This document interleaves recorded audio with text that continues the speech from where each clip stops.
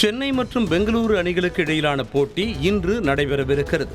இந்த போட்டியில் 18.1 ஓவர்களுக்குள்ளோ அல்லது 18 ரன்கள் வித்தியாசத்திலோ சென்னை அணியை வீழ்த்தினால் பெங்களூரு அணி பிளே ஆஃப் சுற்றுக்கு தகுதி பெறும். ஆனால் பெங்களூரு அணியை வீழ்த்தினாலே சென்னை அணி பிளே ஆஃப் சுற்றுக்கு தகுதி பெறும்.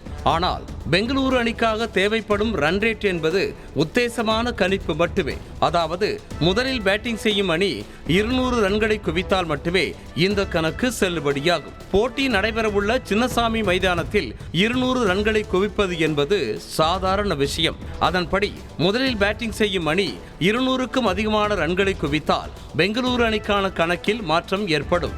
சென்னை அணி முதலில் பேட்டிங் செய்து 230 முதல் 240 ரன்களை குவித்தால் 18.1 ஓவர்களுக்கு முன்பாக, அதாவது அதிக பந்துகள் மிச்சமிருக்கும் வகையில் சேசிங் செய்ய வேண்டிய கட்டாயம் ஏற்படும். அதே போல பெங்களூரு அணி முதலில் பேட்டிங் செய்து 200க்கும் குறைவான ரன்களை எடுத்தால் சென்னை அணி கடைசி ஓவர் வரை சென்று தோற்றாலும் கூட பெங்களூரு அணியால் சென்னை அணியின் ரன் ரேட்டை முந்த முடியாமல் போய்விடும். ஆக மொத்தம் சென்னை அணியின் கையில்தான் பெங்களூரு அணியின் தலையெழுத்து அடங்கியுள்ளது.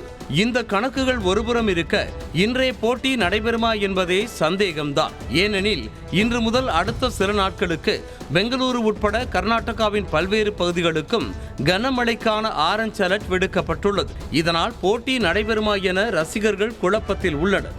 ஆட்டம் நடைபெறவில்லை என்றால் சென்னை அணி எளிதாக பிளே ஆஃப் சுற்றுக்கு முன்னேறிவிடும் என்பதால் பெங்களூரு ரசிகர்கள் கவலையில் உள்ளனர். இந்த நிலையில் காலை முதல் எவ்வளவு மழை பெய்தாலும் போட்டி நடக்கும்போது மழை நின்றுவிட்டால் போட்டி நிச்சயம் நடக்கும் என கூறப்படுகிறது.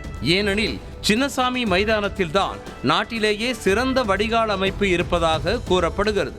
சின்னசாமி மைதானத்தில் அமைக்கப்பட்டுள்ள வடிகால் அமைப்பின் மூலமாக ஒரு நிமிடத்தில் 10,000 லிட்டர் தண்ணீரை அகற்ற முடியும் என்று தெரிவிக்கப்பட்டுள்ளது. கடந்த ஆண்டு RCB குஜராத் அணிகளுக்கு இடையிலான ஆட்டம் மழையால் பாதிக்கப்பட்ட போதும் சிறந்த வடிகால் அமைப்பு காரணமாக போட்டி முழுமையாக நடத்தப்பட்டது. அதை போலவே தற்போதும் பெங்களூருவில் மழை பெய்தாலும் CSK RCB அணிகளுக்கு இடையிலான போட்டி நிச்சயம் நடக்கும் என்று கருதப்படுகிறது.